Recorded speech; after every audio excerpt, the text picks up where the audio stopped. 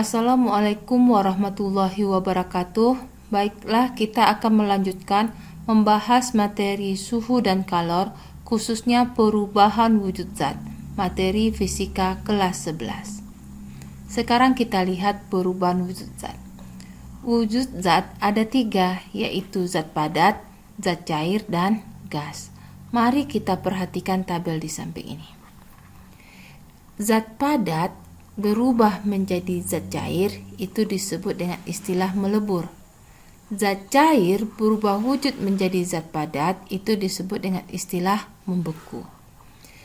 Ketika zat cair berubah menjadi gas, maka disebut dengan menguap. Kemudian gas berubah wujud menjadi cair, itu disebut dengan mengembun.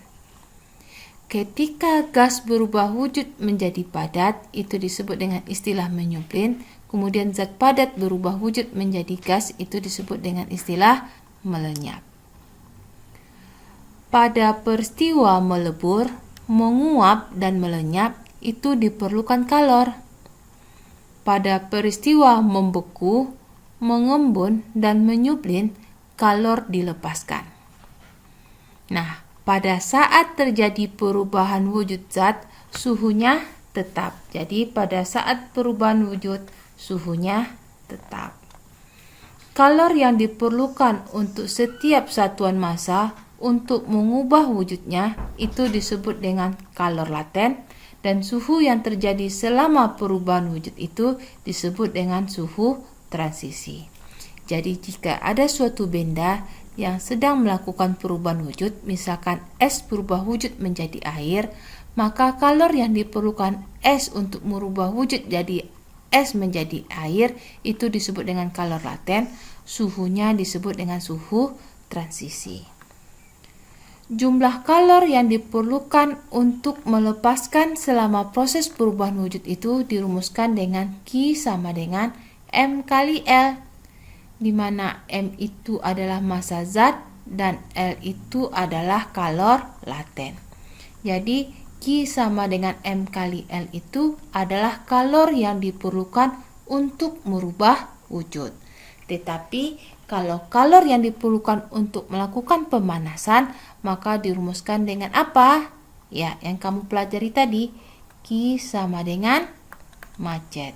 Jadi Q sama dengan macet ini dipakai untuk pemanasan, sementara kalor yang diperlukan untuk merubah wujud itu dirumuskan dengan M kali L.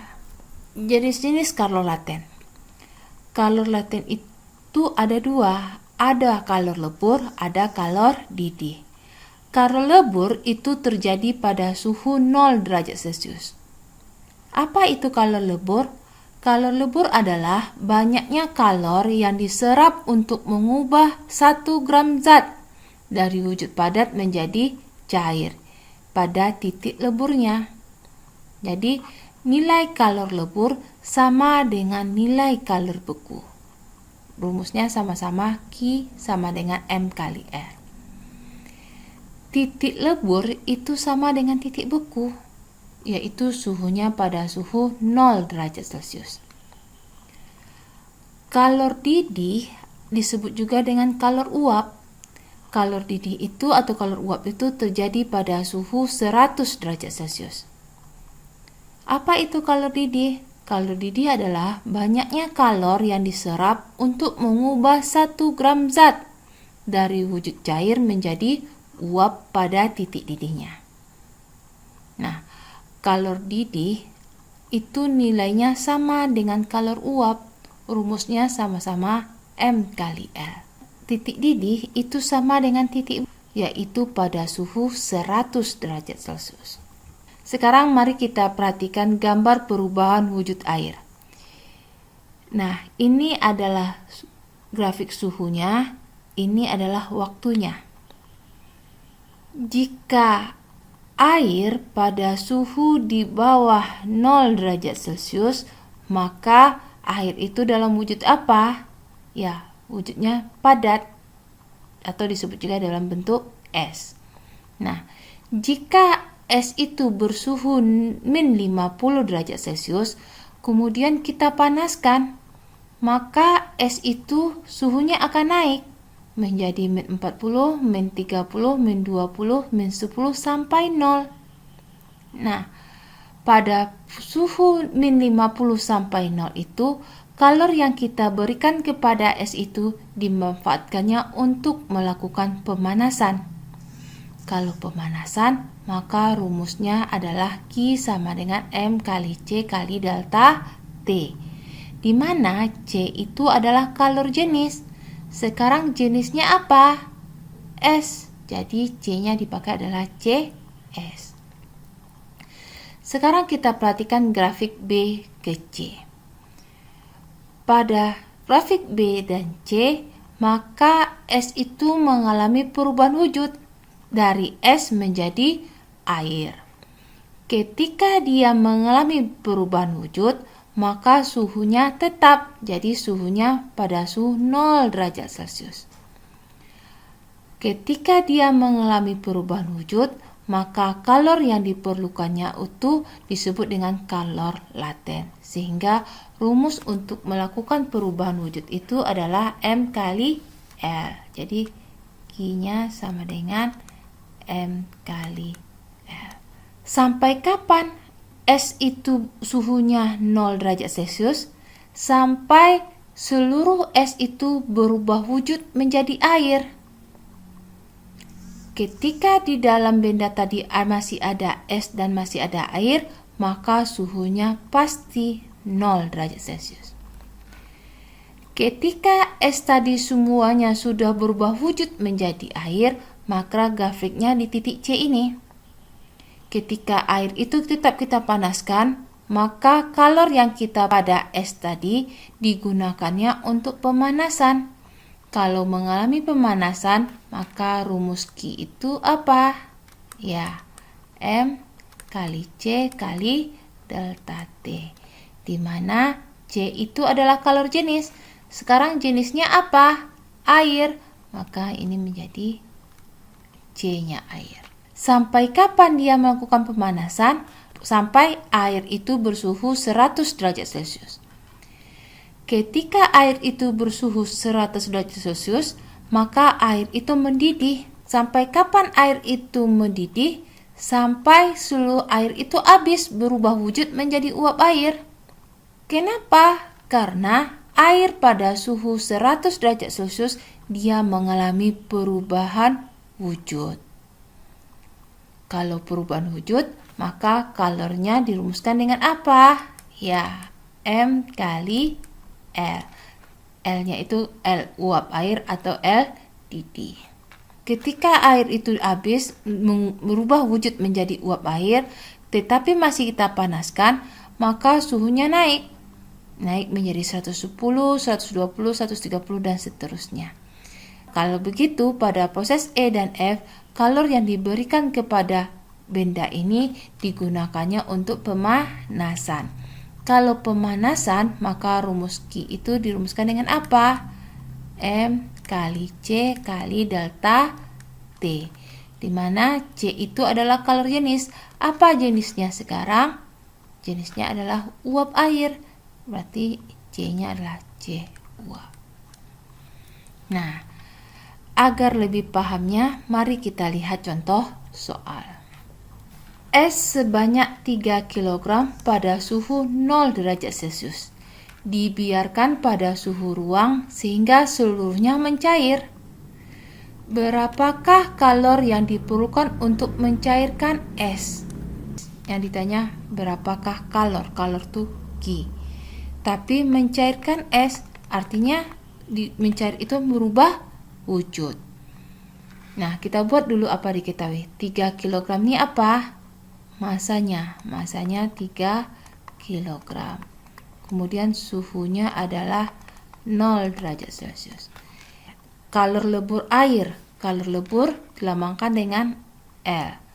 L air. Itu nilainya 3,33 kali 10 pangkat 5 Joule per kilogram. Nah, yang ditanya berapakah kalor yang diperlukan untuk mencairkan es? Berarti kalor yang diperlukan untuk merubah wujud. Kalau berubah wujud, rumusnya ada dua. Ada Q macet, ada lagi QML. Q macet kita gunakan untuk pemanasan, sementara QML ini dimanfaatkan untuk merubah wujud. Nah, sekarang ditanyanya berapakah kalor yang diperlukan untuk merubah wujud? Berarti rumus yang mana yang kita pakai? Ya, M kali L. Dimana M-nya adalah 3, L-nya adalah 3,33 kali 10 pangkat 5 Joule per kilogram. Nah, ini kilogram juga. Bisa kita coret. Dapatlah berapa? 9,99 kali 10 pangkat 5. Satuannya apa? Ya, Joule. Nah, ingat ketika dia melakukan perubahan wujud, maka rumusnya M kali L. Tetapi jika dia melakukan pemanasan, maka rumusnya M kali C kali delta T. Sekarang kita lihat contoh soal yang kedua. 20 gram es bersuhu min 5 derajat Celcius dan tekanannya 1 atm. Diberikan kalor hingga menjadi air bersuhu 80 derajat Celcius. Kalor jenis air adalah 1 kalori per gram derajat Celcius. Kalor jenis air adalah 0,5 kalori per derajat Celcius dan kalor lebur es adalah 80. Berapakah kalor yang diberikan pada es tersebut?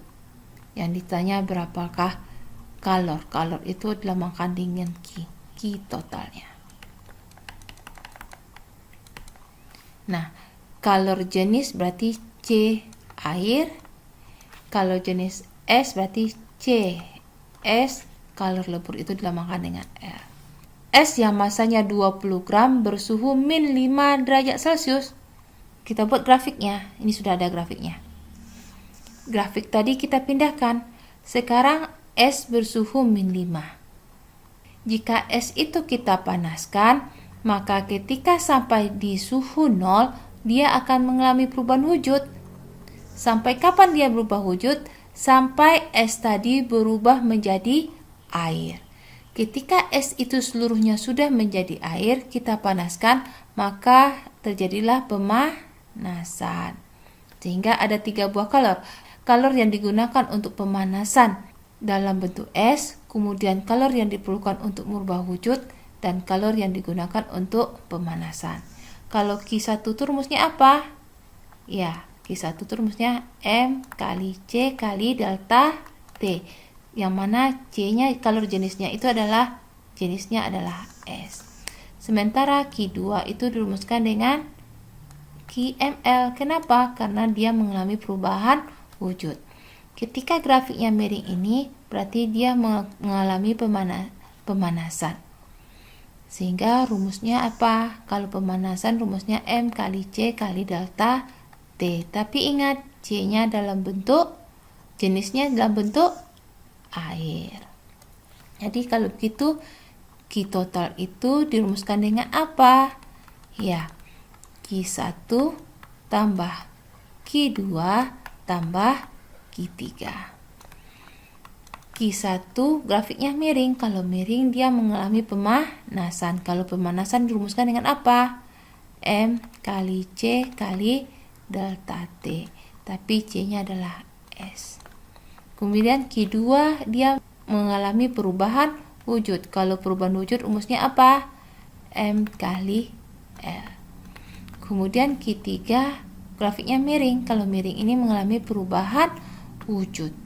Kalau perubahan wujud rumusnya M kali C kali delta T. Tapi kalau C itu adalah kalor jenisnya dalam bentuk air. Ya, benar sekali. Nah, sekarang kita masukkan masanya tadi berapa? 20 gram. Berarti masanya 20 gram. Kemudian kalor jenis S, CS adalah 0,5. Delta T-nya suhunya mana? Nah, ingat suhunya, perubahan suhu itu pada grafik yang ini saja.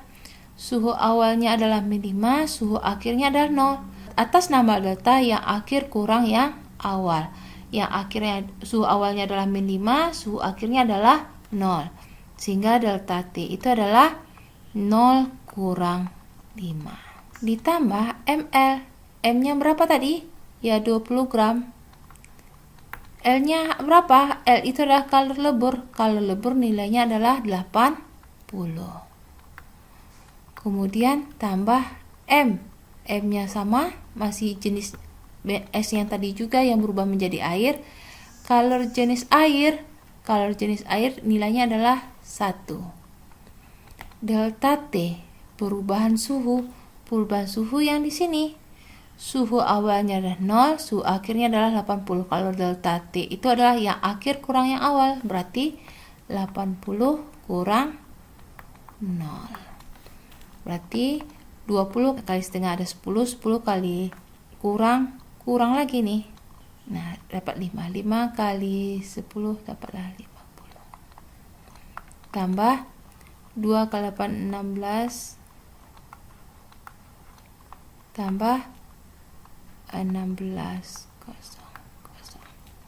Dapatlah berapa? 3, 2, 500. Apa satuannya? Nah, karena ini ada kalori, berarti satuannya adalah kalori.